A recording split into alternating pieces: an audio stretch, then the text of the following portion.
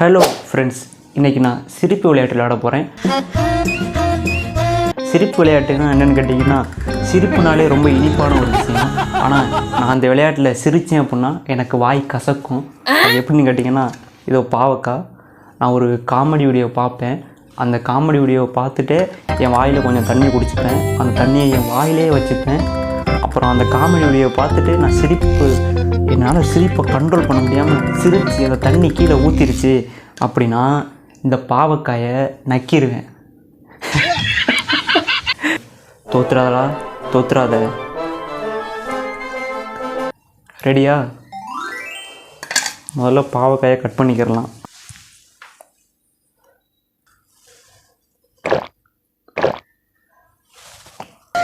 பேர் 300 பேர் யார் வேணும் எவ்வளவு பேர் வேணும் அந்த உட்காந்து போகலாம். இந்த சோஃபாவோட குவாலிட்டி அப்படியே தான் இருக்கும்.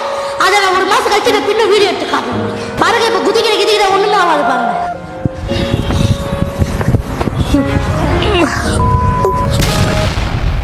இந்த சோஃபாவோட குவாலிட்டி அப்படியே தான் இருக்கும்.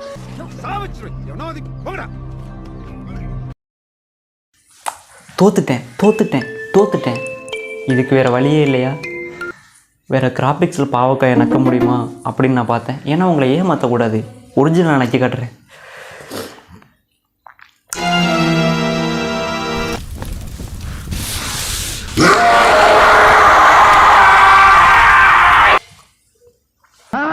செல்லாது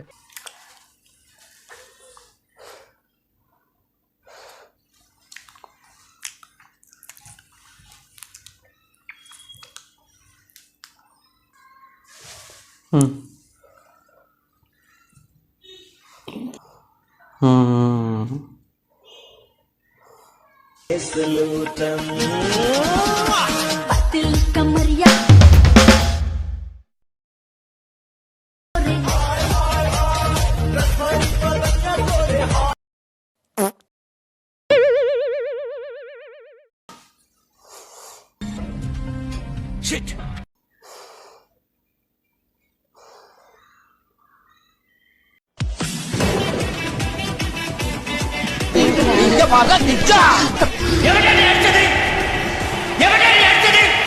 மரியாதையை சொல்ல போறீங்களா இல்லையா?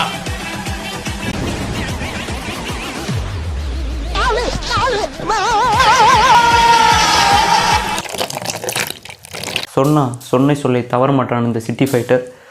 நீடா நாயமுடா நேர்மைடா. பாவக்காயை நக்கியே தீருவேன்.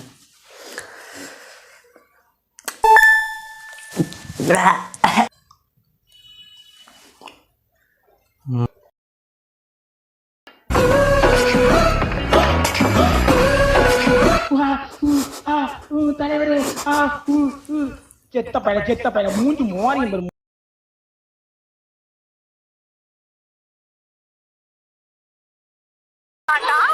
மழை வருது, புது பஸ் ஸ்டாண்ட் எப்படி போனோம்? நேரா போனோமா? ரொம்ப அழகா இருக்கீங்க. லவ் யூ தம்பி. மழை வருதுடா, ஸ்கூல் எப்படி போனோம்? நடந்து போனோமா? ரொம்ப நன்றியா. மழை வருது, புது பஸ் ஸ்டாண்ட் எப்படி போனோம்? அப்படி போகணும். சிக்னல்ல இருந்து லெஃப்ட். பின்னாடி போனோமா? ரொம்ப சிக்னல் இருக்கு லெஃப்ட். சரிங்க தாத்தா, ரொம்ப நன்றி தாத்தா. பார்க்க அழகா இருக்கீங்க தாத்தா. எல்லாம் இருக்கிறா, நீங்க கிளம்புங்க. அசிங்கமாய் போச்சு குமார். போலீஸ் வேற பாக்குறாங்க. அண்ணா, புது பஸ் ஸ்டாண்ட் எப்படி போனோம்? நேரா போனோமா? வாயில இருந்து சொல்ல மாட்டீங்களா? இந்த எகத்தாளம் என்கிட்ட வச்சுக்காத.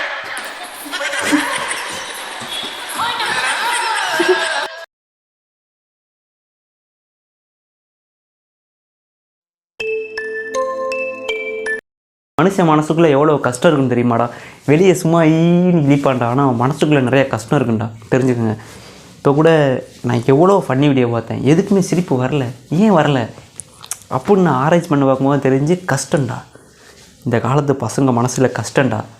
உனக்கு என்னடா கஷ்டம்?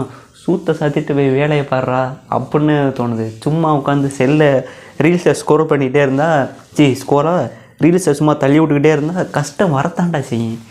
நம்ம எந்திரிச்சு நடந்து போயிட்டு 4 பேரை பார்த்து 4 பேர்கிட்ட பேசி நல்லா கிரிஞ்சு ஏதாச்சும் பண்ண நமக்கு சிரிப்பு வரும், அவனுக்கும் சிரிப்பு வரும்டா.